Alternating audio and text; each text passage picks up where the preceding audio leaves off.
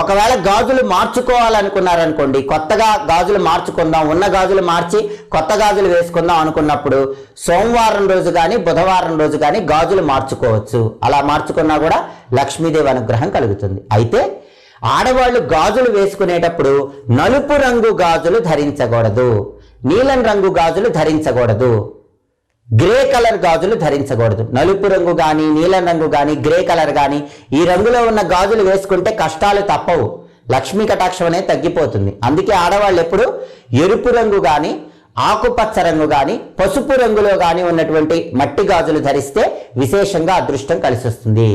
పసుపు రంగులో ఉన్న మట్టి గాజులు ధరించినట్లయితే గురువు బలం విశేషంగా పెరుగుతుంది, స్థిరమైన నిర్ణయాలు తీసుకుంటారు, అదృష్టం అనేది బాగా కలిసి వస్తుంది.